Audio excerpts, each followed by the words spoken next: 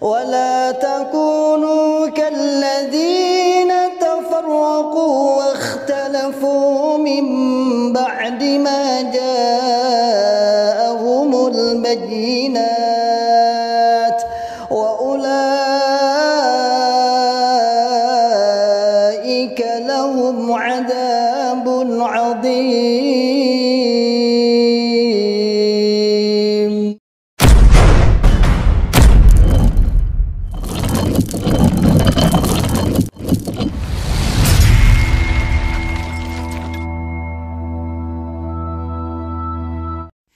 Bismillahirrahmanirrahim. Alhamdulillah, pembangunan PPTQ Himbah Aliyah masih berjalan lancar dan saat ini masih tahap finishing, serta KBM kegiatan belajar mengajar sudah berjalan dengan aktif dengan jumlah santri 36 santri yang semuanya sekelas SMA dan berbasis masyarakat gratis.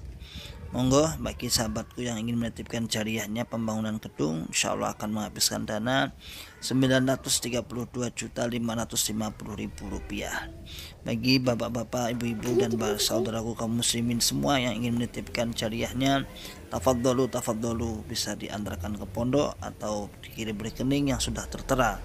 Pondok Pesantren PPTQ Himbah Aliyah, Pandian Karanglo, Tawangmau, Karanganyar. Barakallahu fikum jami'an. Assalamualaikum warahmatullahi wabarakatuh.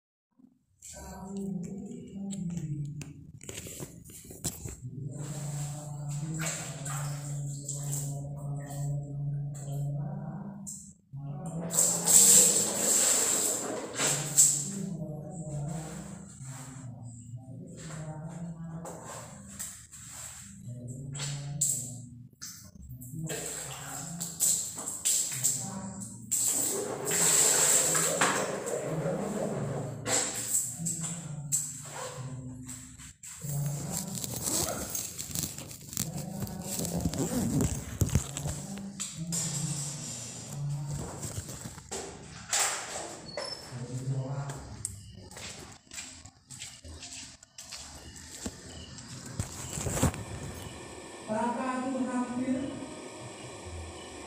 tamayyazu berubah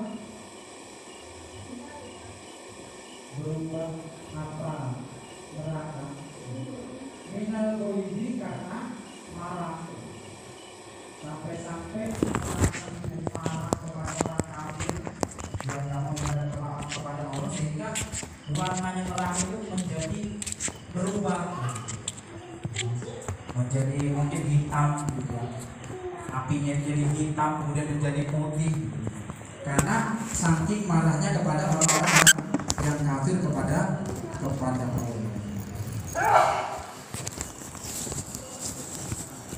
Kullama ulqiya, ketika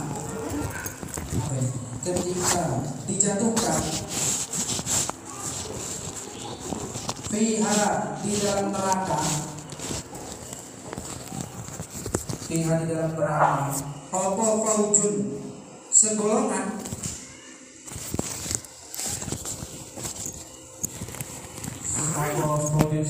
sa'alahum, bertanya pada mereka, siapa khazanatuha, juru kuncinya neraka.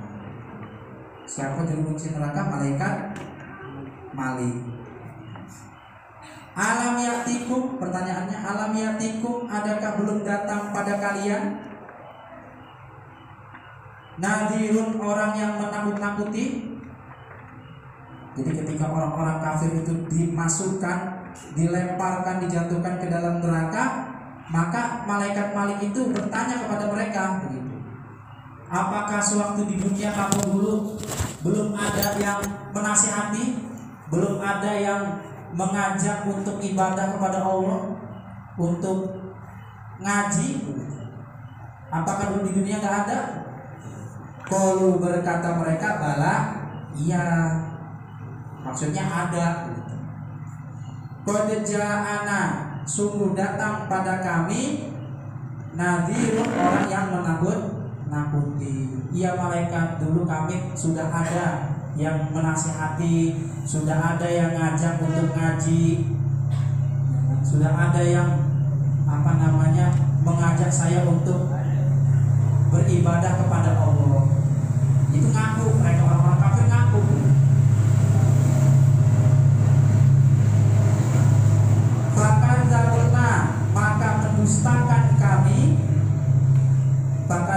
Maka mendustakan kami.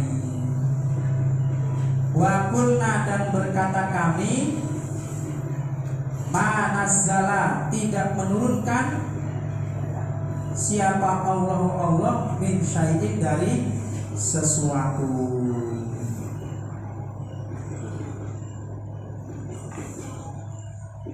Tapi mereka semua malah mendustakan kepada utusannya, kepada orang-orang yang mengajak dia untuk ibadah kepada Allah. Bahkan mereka berkata Allah itu tidak menurunkan sesuatu kepada mereka. Itu pengakuannya orang-orang kafir ketika mereka sudah berada di dalam neraka. Meskipun mereka sudah ngaku, sudah jujur, tapi karena sudah terlanjur masuk neraka, ya gak bisa keluar lagi dari neraka. Maka dari itu kita di sini, saudara jamaah semuanya, bersyukur sekali, apalagi yang mendapatkan hidayah itu ketika sudah dewasa. Dan yang lebih bersyukur lagi, dari kecil sampai saat ini sudah menjadi orang iman, orang jamaah. Karena banyak orang yang di luar sana diajak ngaji, diajak ibadah, mereka tetap tidak mau ngaji, tidak mau ibadah. Mungkin ada yang ngaji, ada yang ibadah, tapi tidak sesuai Quran, hadis.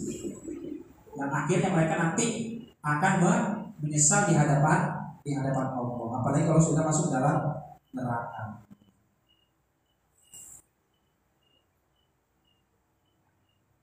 In antum, tidak ada kalian, illa kecuali fi dolalin, di dalam kesesatan, kabirin yang besar. Akhirnya malaikat Malik berkata, ya pancen kamu ini adalah orang-orang yang sesat. Ya wis, karena kamu sudah sesat, silahkan nikmati neraka ini. Akhirnya mereka nyemplung, berenang di dalam neraka yang keadaannya mendidih. Alhamdulillahi jazakumullahu khairan. Semoga Allah memberikan manfaat dan barokah. Insyaallah itu sedikit penyampaian dari saya. Banyak kurang lebihnya saya minta maaf yang sebesar-besarnya. Saya akhiri, wassalamualaikum warahmatullahi wabarakatuh.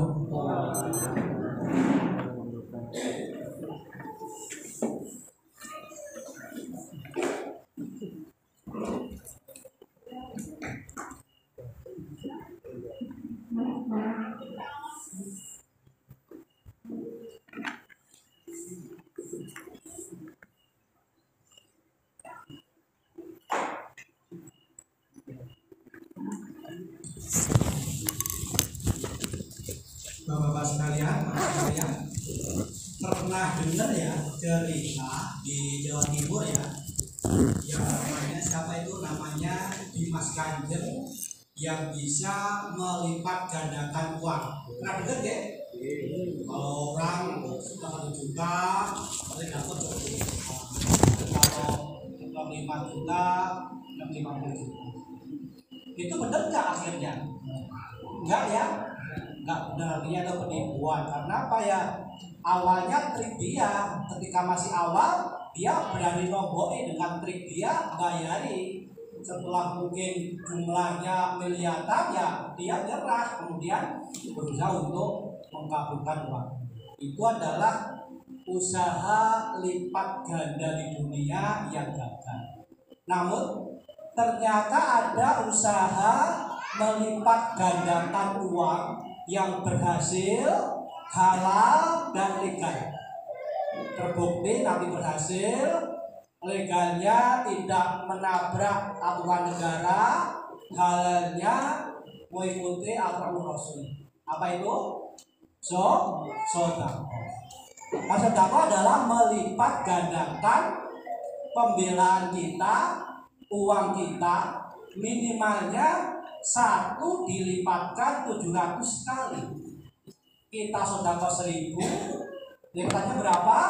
700.000.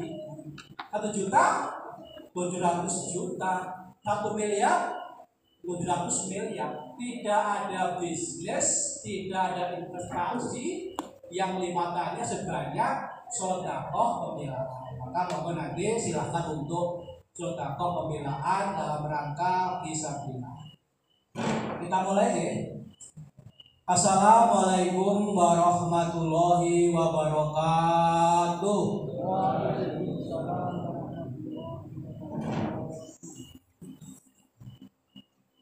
Saya mau berdiri, barang nyaman dulu.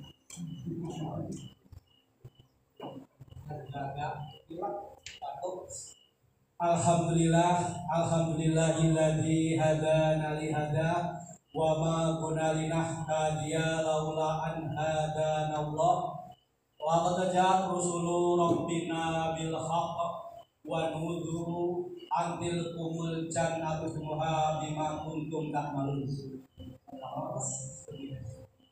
Asyhadu an la ilaha illallah wa asyhadu anna muhammadar rasulullah sallallahu alaihi wasallam wa ala ashabihi amma ba'du. Para jemaah sekalian, yang pertama, yang utama, marilah kita senantiasa bersyukur pada Allah, karena Allah sebagai Sang Khalik, sebagai zat yang menciptakan kita manusia, juga dunia seisinya, telah menciptakan kita, ditempatkan ke bumi. Di bumi tidak saja ditempatkan begitu saja, tapi juga diberikan berbagai hal, berbagai pemberian, rezeki, sehingga kita bisa hidup, bahkan berkembang biak, beranak pinak di dunia ini. Itu karena Allah menciptakan kita dibarengi, disiapkan dengan berbagai macam pemberian, berbagai macam rezeki. Contohnya, mungkin kita nggak pernah menghitung, nggak pernah tahu berapa sih nilai O2, oksigen yang kita dapat hidup. Padahal setiap saat, setiap sekian detik kita menghirup O2 untuk bernapas dari lahir kita pertama ke dunia sampai nanti di akhir. Kalau di rumah sakit, O2 oksigen itu kalau orang mungkin sesak napas, dia perlu bantuan O2, kemudian dia harus beli oksigen, disalurkan pakai tabung, selang ke hidung. Itu harganya berapa? Harganya mahal. Harganya bisa puluhan ribu, ratusan ribu. Jadi andai kata kita hitung berapa banyak nilai uang oksigen yang kita hidup, ya nilainya tak terhingga, sangat banyak. Tapi kadang-kadang kita lupa untuk mengetahui, memahami nikmat Allah, saking banyaknya nikmat Allah. Modelnya wa in ta'udu nikmatallahi la tuhsuha. Jika kalian pengen menghitung berapa banyak sih nikmat Allah, ya niscaya tidak bisa. Baik menghitung jenis-jenisnya nikmat maupun nilainya nikmat, jelas tidak akan mampu. Saking banyaknya pemberian nikmat dari Allah. Badan kita saja dari ujung kaki sampai ujung rambut ini nilainya tak terhitung. Dan kita belum tahu semua apa fungsinya ini, kita belum tahu. Tapi sudah menciptakan agar manusia bisa hidup di dunia dengan baik. Sehingga kita tidak berkewajiban untuk menghitung berapa nikmat Allah yang ada bersyukur. Apalagi kita selain diberi nikmat dunia yang bisa menjadi sebab perantara sehingga kita bisa hidup di dunia, beranak pinak, berkembang, bisa menikmati dunia ini. Allah memberi kepada kita nikmat yang luar biasa. Apa itu? Nikmat daya. Padahal innallaha yahdi may yasha wa yudhillu may yasha. Allah itu memberi hidayah kepada orang yang dikehendaki, dan Allah menyesatkan juga kepada orang yang dikehendaki. Tidak ada tolok ukurnya siapa yang diberi hidayah dan siapa yang disesatkan. Bukan karena turunan nasabnya, bukan karena kegantengannya, bukan kekayaannya, bukan suku bangsanya, tidak ada. Itu semata-mata Allah yang paling, Allah yang berkehendak. Ada yang sekolah sini IPS kan belajar tata negara ya. Tata negara itu belajar pemerintahan, presiden punya hak prerogatif, yaitu hak presiden untuk mengangkat atau memberhentikan menteri tanpa ada orang lain yang bisa mengganggu gugatnya. Allah juga punya hak prerogatif siapa yang diberi hidayah dan siapa yang tidak diberi hidayah. Sehingga sesuatu yang luar biasa kok kita oleh Allah yang dipilih menjadi orang yang dapat hidayah. Kita tidak dicetak, tidak dikodar menjadi orang yang dolar. Karena itu hanya Allah yang punya. Kita hanya boleh meminta, tetapi belum tentu diberi. Mengapa sesuatu yang luar biasa hidayah ini? Karena hidayah adalah bisa menerima ibadah, ridho dengan ibadah Allah dan Rasul tuntunkan, dan dengan ibadah ini merupakan tiket menuju surga.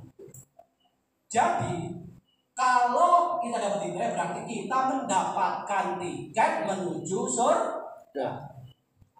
Gambarnya demikian. Dulu, kalau Mas Kira dulu situasi apa? Mas pesawat atau naik bis? Naik bis. Umpamanya Mas Karim tugas ke Sidoarjo naik pesawat. Mas Karim bisa naik pesawat itu jika punya tiket. Kalau Mas Karim punya tiket, walaupun mungkin memakai sendal jepit, celana pendek, kaos oblong, bawa kresek, tetapi punya tiket pesawat, maka Mas Karim boleh masuk ke bandara, masuk ke ruang check-in pesawat, kemudian naik, masuk ke ruang tunggu penumpang yang pesawat. Bahkan ketika jamnya berangkat, Mas Karim boleh naik pesawat tersebut karena punya tiket. Walaupun ada orang yang pakainya netis, sepatu pantofel, jas, celana panjang, kemudian pakai jam tangan yang mewah, bawa koper 1 miliar, tetapi dia tidak punya tiket pesawat. Apakah dia boleh naik pesawat? Tentu tidak. Jangankan naik pesawat, dia mau masuk ke ruang tunggu saja, tidak boleh ditolak. Jangankan ke ruang tunggu, mau check-in saja nggak boleh. Jangankan ke check-in, mau masuk pintu saja loh, pintu check-in nggak boleh oleh petugasnya karena tidak punya tiket pesawat. Demikian juga punya hidayah adalah punya tiket untuk masuk surga, untuk naik ke surga. Apapun latar belakang kita, walaupun mungkin bukan anak kiai, bukan anak ulama, bukan orang Arab, bahkan bukan orang desa, tetapi kalau dia punya tiket, berarti kalau dia jamaah, dia berhak, dia boleh naik pesawat, nanti ke surga, masuk ke surga pada saatnya nanti dia di surga. Walaupun orang ulama, hafid Quran, hafiz hadis, bahkan mungkin menjadi tokoh di pesantren, sepanjang hidupnya menjadi kiai, tetapi bukan jamaah, ya dia tidak punya tiket untuk masuk surga, untuk naik ke surga. Maka disitulah letak syukurnya kita dapat hidayah. Karena apa? Karena berarti kita punya tiket untuk masuk surga, untuk naik ke surga. Sedangkan yang lain otomatis tidak bisa naik ke surga atau masuk ke surga.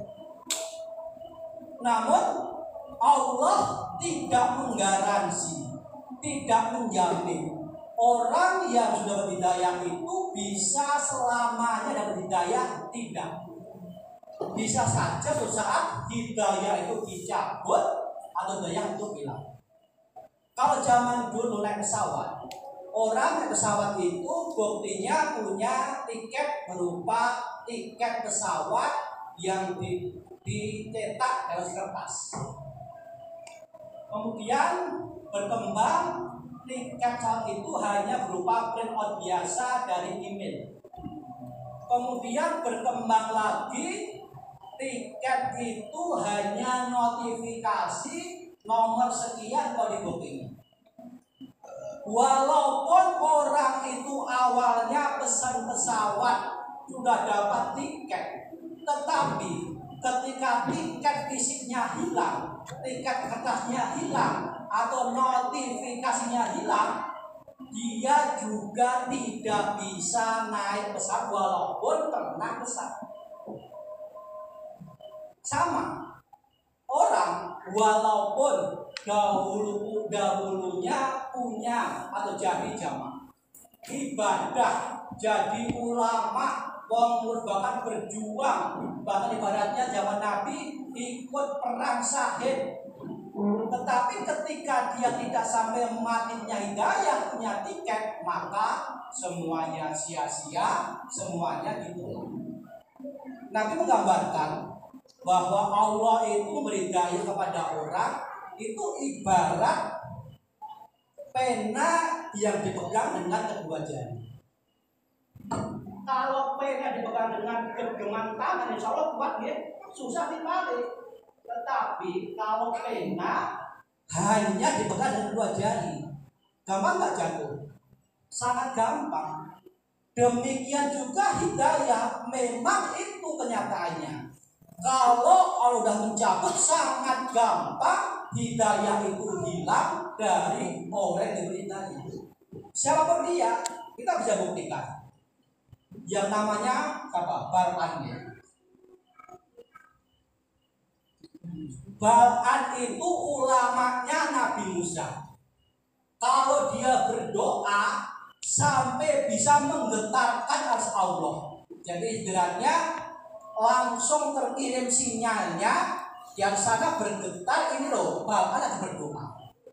Tetapi ketika Allah berkehendak bahwa dia memang bukan penghuni surga, Allah membuat cerita skenario sehingga dia murtad dari zamannya Nabi Musa lewat godaan istrinya yang memang materialistik, mata duitan.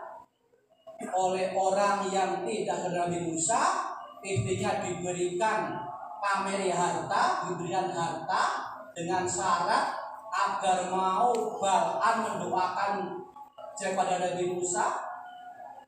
Bahkan nggak mau sebenarnya, tetapi karena istri yang luar biasa menggodanya, karena memang laki-laki itu kaya dengan wanita, sehingga walaupun saat itu istrinya yang berdoa, Bal'an yang mengamini saja, doa jelek itu wujud. Nabi Musa tersesat di padang itu selama, padang apa namanya mas? Sampai puluhan tahun. Jadi Nabi Musa itu nggak bisa keluar dari padang itu, wilayah itu berpuluh-puluh tahun. Saking majunya doa Nabi Musa.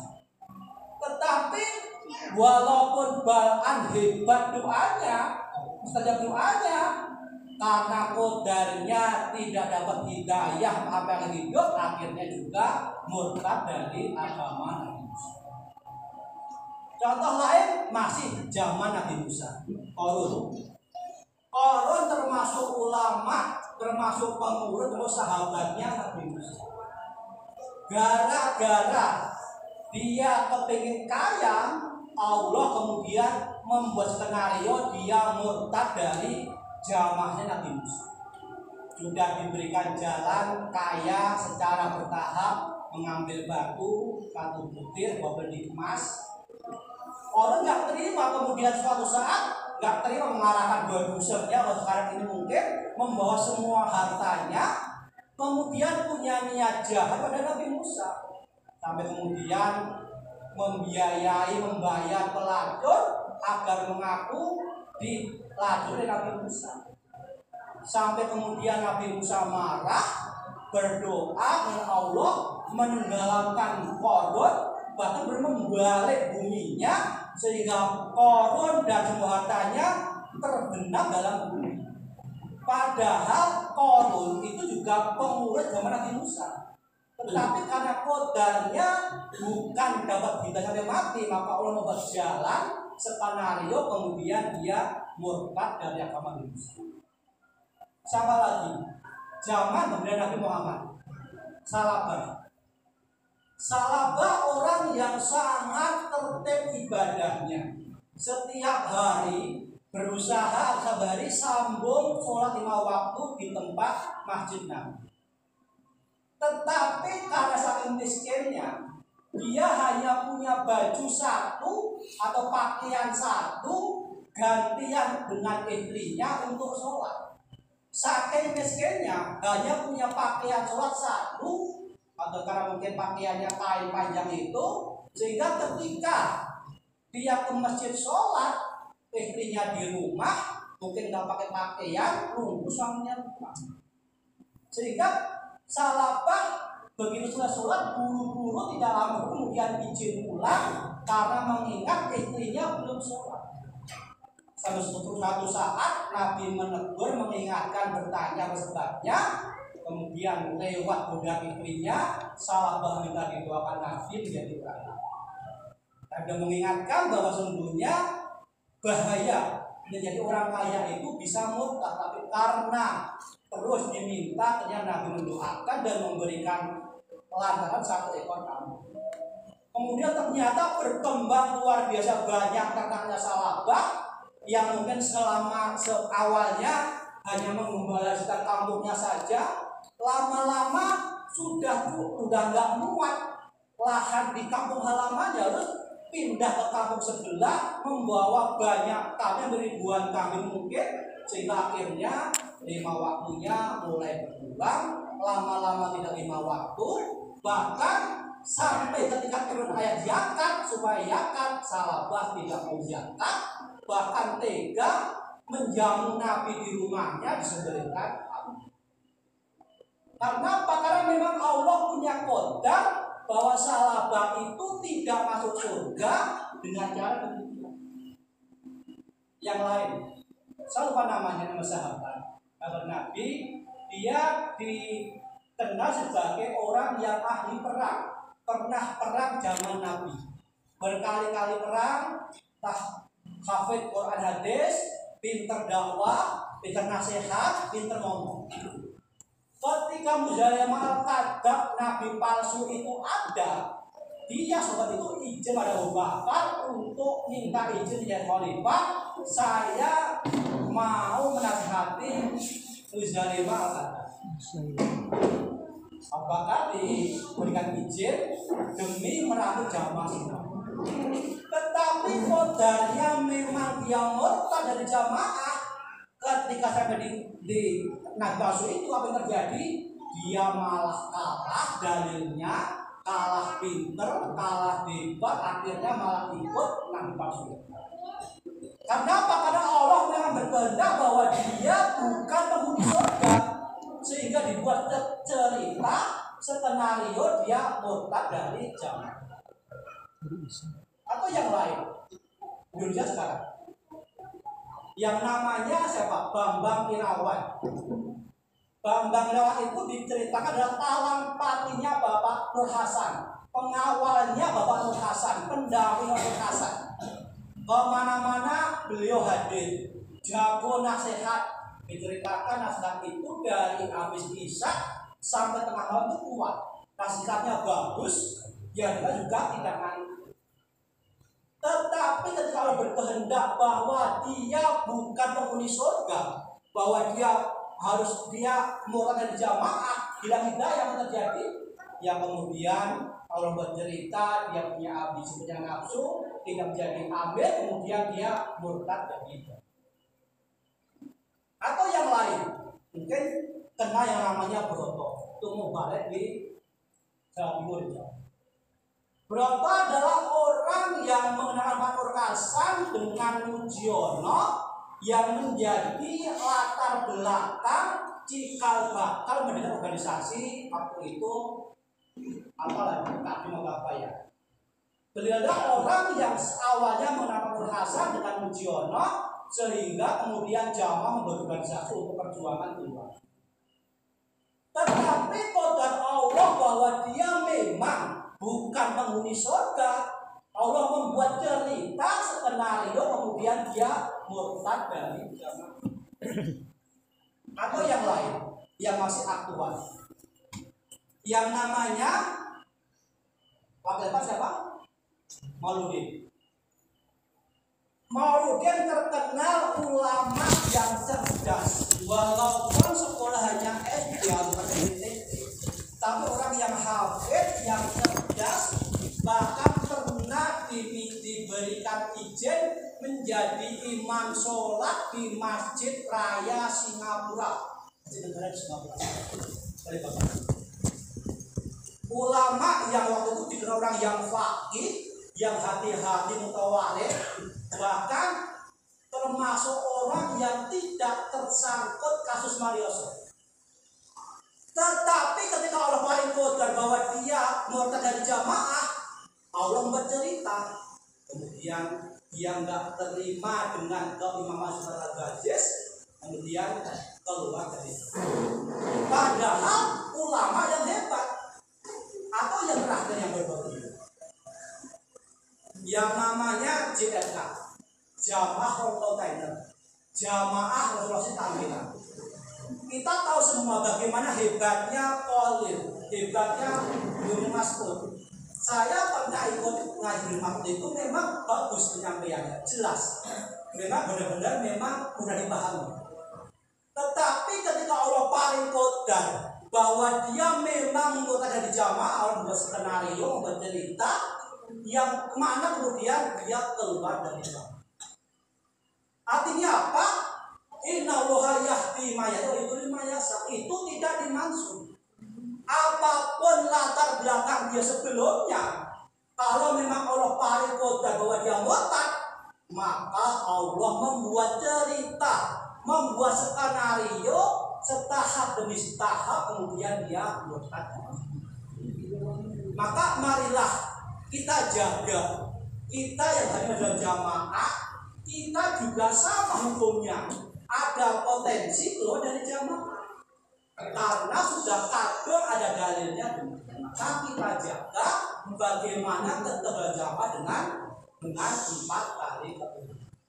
Sehingga yang mudah-mudahan dengan ikhtiar yang luar biasa, kemudian doa yang kuat, Allah paling qadar baik, kita bisa husnul.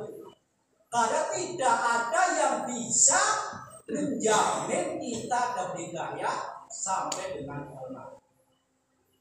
Bahkan kita ingat, Allah itu memang benar-benar daya pada orang yang dikehendaki. Cerita siapa? Abu Thalib. Innaka la yahtadi man ahbabta. Wahai Muhammad, engkau tidak bisa memberi hidayah kepada orang yang engkau cintai. Mengapa? Karena Nabi bersedih pamannya Abu Thalib itu meninggal tidak dalam jamaah, tidak bisa masuk Islam. Padahal pamannya lah yang meramut Kanjeng Nabi ketika ibunya meninggal, kakeknya meninggal, Kanjeng Nabi dalam asuhan Abu Thalib. bukan hanya diberi makan saja, tidak, tapi diajari hidup mandiri, diajari budi pekerti, diajari mengembala kambing, kemudian berdagang sampai menjadi pedagang antar negara karena lewat didikan Abu Thalib. Bahkan ketika melamar Ibu Khadijah, pamannya yang menjadi perantara untuk melamar Ibu Khadijah. Ketika Kanjeng Nabi mendapat wahyu, diangkat jadi nabi bersama Abu Thalib, walaupun Abu Thalib tidak mau insaf, tetapi menjadi orang terdepan, menjadi generasi terdepan yang menjadi nabi. Sehingga karena ketokohan Abu Thalib selama di Mekah awal itu, Nabi tidak ada orang yang berani menyerah secara langsung. Tidak ada orang yang berani adu dengan Kanjeng Nabi. Paling hanya cacian, cemohan, kunjingan. Kenapa? Karena ada Abu Thalib. Sehingga kita bisa lihat ceritanya, ketika Abu Thalib meninggal dunia, apa yang terjadi? Allah paling bodoh, Nabi terpaksa hijrah ke Madinah. Karena apa? Karena tidak ada benteng Abu Thalib yang melindungi Nabi. Sehingga Nabi bersusah, bersedihnya, mengapa pamannya sudah sangat banyak jasanya, kok Allah tidak berhidayah. Sangat sedih, sangat kecewa hatinya. Bahkan sampai beliau menjadi oleh paman, saya jamin, saya berikan kepada Allah selama engkau mau mengucap tahlil, aku yang menjamin surgamu. Tapi karena Allah tidak berkehendak dia berhidayah, ya sampai mati pun Abu Thalib tidak insaf ke dalam jalan Islam. Itulah innallaha yahdi man yuridu man yasha. Sehingga kita harus bersyukur sesuatu yang luar biasa Allah berikan. Sebab kalau Allah tidak berkehendak, kita tidak mungkin dapat. Maka atas semua kepahaman Allah ini kita bersyukur. Alhamdulillah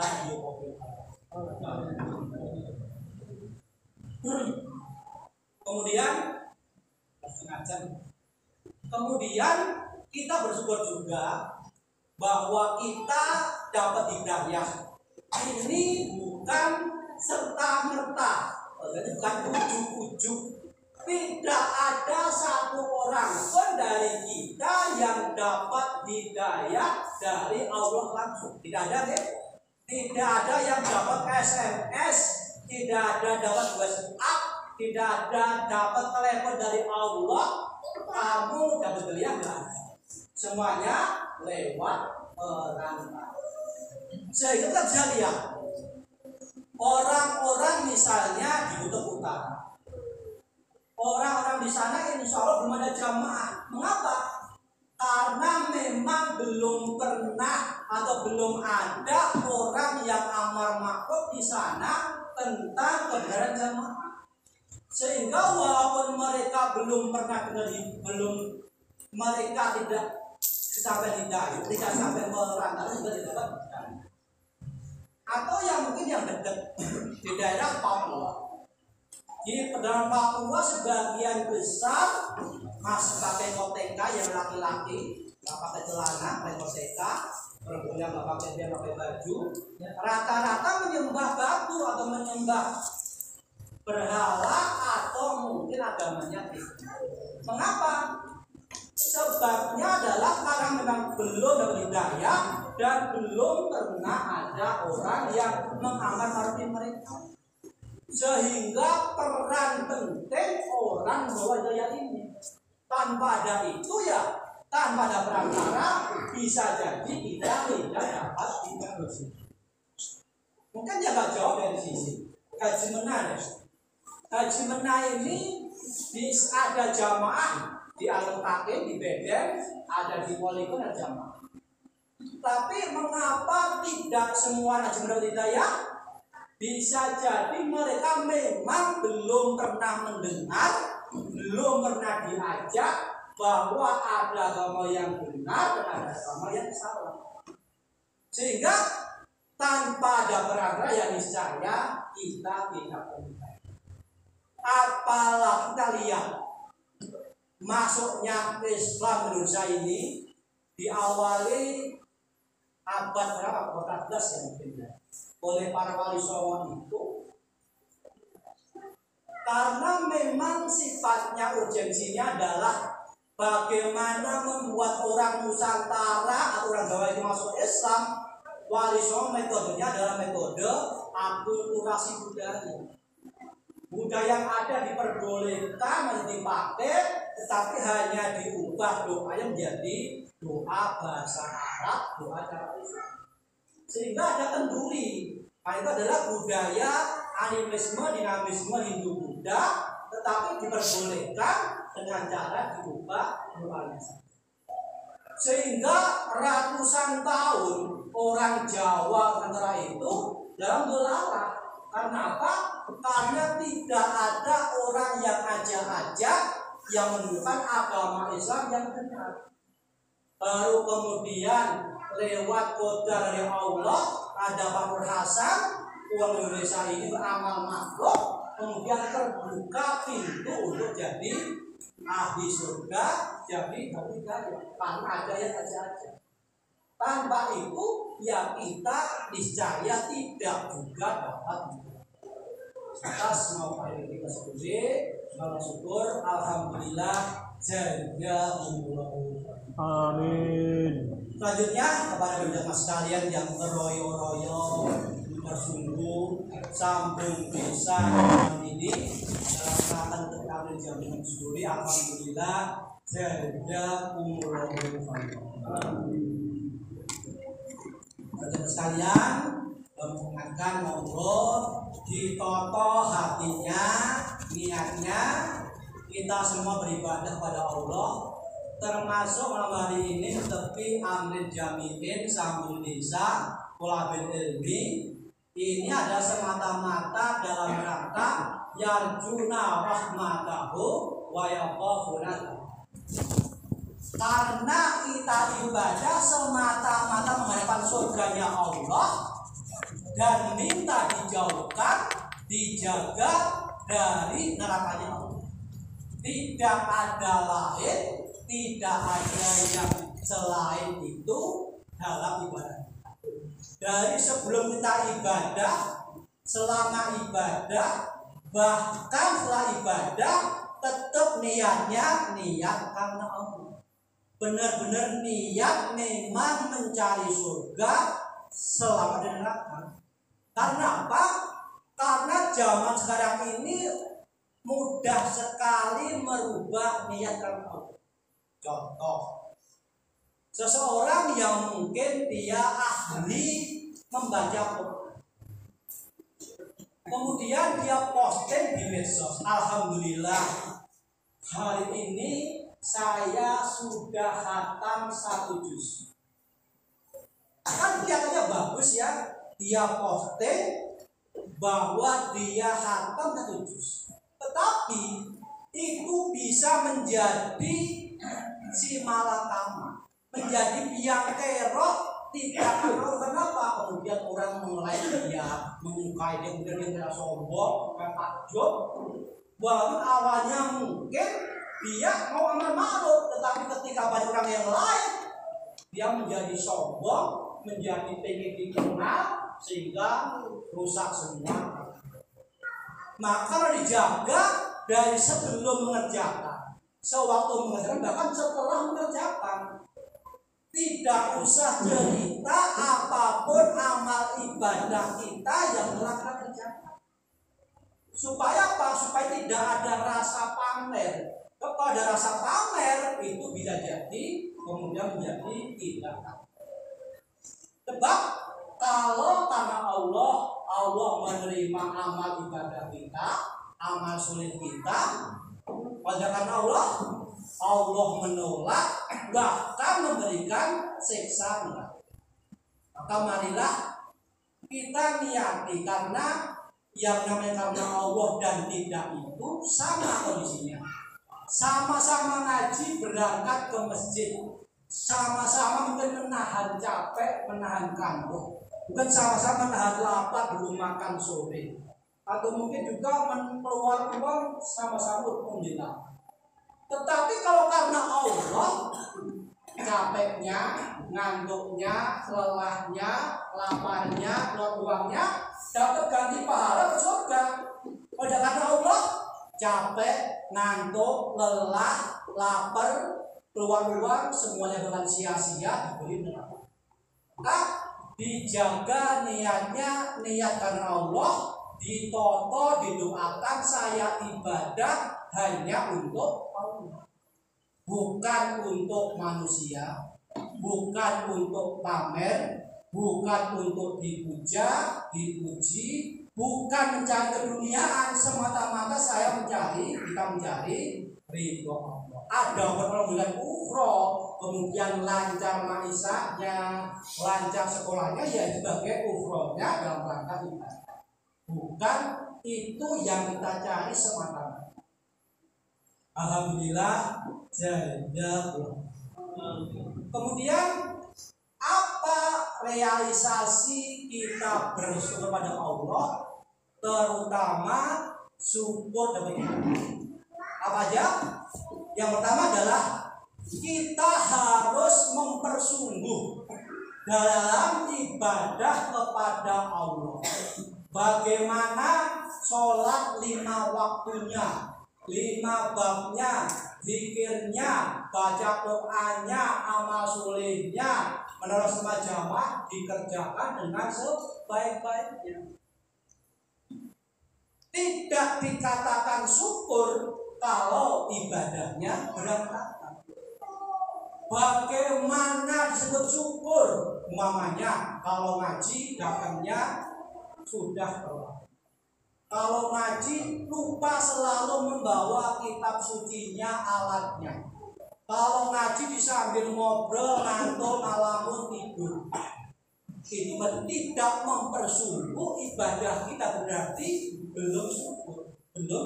Makanya mempersungguh bagaimana ibadah kita bisa terlaksana dengan sebaik-baiknya. Baik ibadah mahdhah yang udah dapat ibadah ghairah mahdhah, ataupun ibadah amal soleh sosial pada sama yang diperlukan sebaik-baiknya. Yang kedua, berusaha sejauh-jauhnya menjauhi segala larangan, dosa, maksiat, pelanggaran, dan segala macamnya. Dijauhi karena bentuk syukurnya. Bagaimana bersyukur kalau masih melanggar, masih merokok, masih pacaran, dan lain-lain? Itu belum syukur dan hidayah karena masih mengerjakan dosa dan pelanggaran. Maka harus bagaimana sejauh mungkin dari kemaksiatan, pelanggaran, dosa, dan semacamnya. Yang ketiga adalah bagaimana sebaik mungkin, sekemampuan mungkin amar ma'ruf kepada jamaah khususnya dan orang yang belum jamaah pada umumnya. Bagaimana bisa mengajak, membina sesama jamaah agar sama-sama semangat ibadah, sama-sama semangat menjauhi dosa pelanggaran, sama-sama semangat tapi jamaah tidak terpengaruh. Bentuk kita syukur. Amar ma'ruf menjaga jamaah agar tetap dalam jamaah, merawat jamaah baik itu anak dan istrinya, tetangganya, saudaranya, bahkan orang lain yang sama jamaah. Baik jamaah yang ada di sini, jamaah di mana saja, sama-sama dirawat, diajak amar ma'ruf, membina jamaah pada umumnya, dan mengajak orang yang bukan jamaah pada khususnya untuk bisa membuat jamaah. Jadi kalau kita tidak peduli, kita mbobrairo ngau ngaji terserah pada temennya, orang melanggar gak diaru-arui, itu berarti tidak syukur karena tidak mau aman pada sama jamaah. Kamanlah wujud syukur itu kita wujudkan dengan itu tadi. Kalau belum berarti belum syukur. Kita ingat insya kadanakum walimakum. Jika Anda bersyukur, Allah menambah Berarti tambah lama, tambah hidayah kita, tambah paham, tambah mantap dalam jamaah, tambah mantap, tambah baik dalam ibadah, dalam sedekah.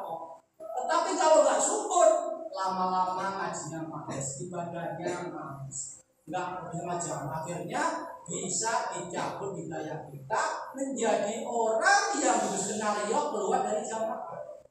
Maka marilah kita buktikan hidup kita dengan sungguh-sungguh ibadah, menjauhi dosa pelanggaran dan membina sama. Alhamdulillah, jangan lupa, marilah bagaimana saja keadaannya, di mana saja kita berada, kapan saja waktunya, tetap menetapi mempersungguh 5 bab: mengaji, mengamal, membela, sambung dan taat secara Quran dan hadis dengan niat karena Allah. Dari semenjak kita mendengar, semenjak kita tahu, semenjak sadar, semenjak insya paling semenjak berbeat, kita kerjakan sampai dengan tutup pol aja mati kita masing-masing. Bisa jadi 60 tahun ibadah kita, 70 tahun ibadah, atau barang jadi hanya 5 tahun.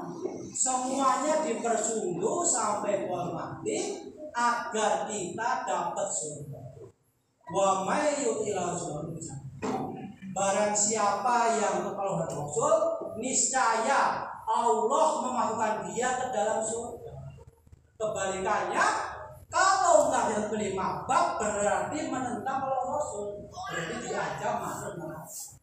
Wa may ya'sila rasulahu wa yata'adha rasul.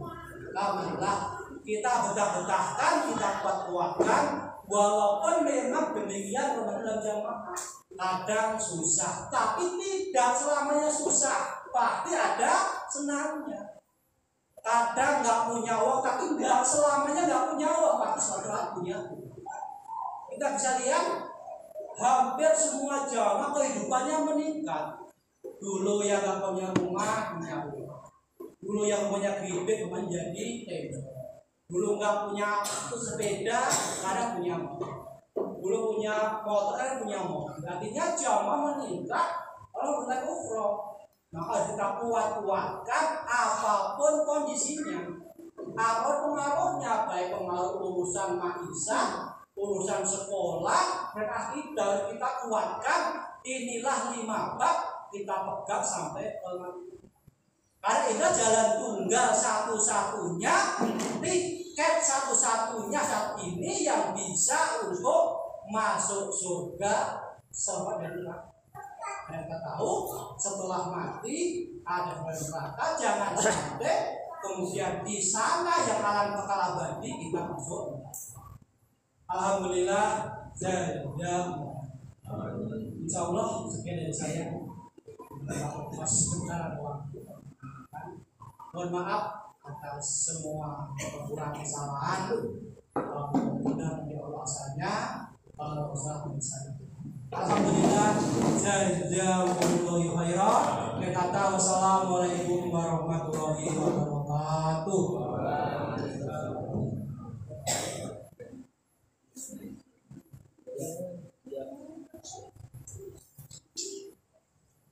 Assalamualaikum warahmatullahi wabarakatuh. Insya Allah tadi sudah banyak nasihatnya. Mudah-mudahan kita Allah diberi kekaguman, mudah-mudahan kita bisa husnul iman. Di sini hanya untuk dengan kalau saja, mari kita sama-sama. A'udzubillahi minasyaitonir rajim. Bismillahirrahmanirrahim. Allahumma shalli ala Muhammad. Karena ini sami'na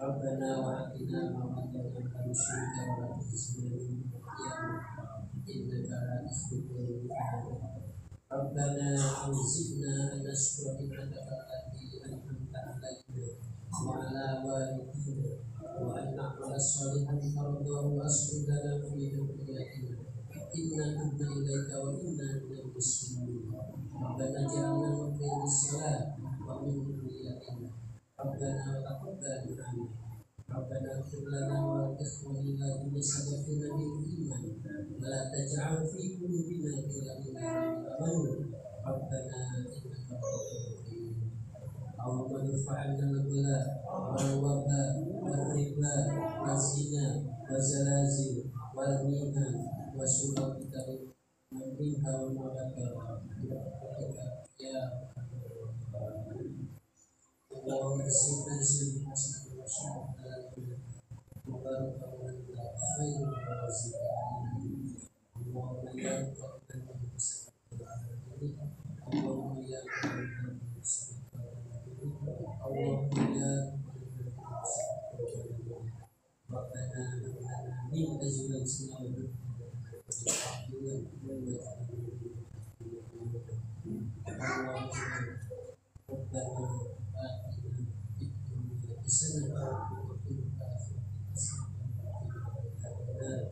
اللهم صل على محمد وعلى آل محمد والسلام عليكم ورحمة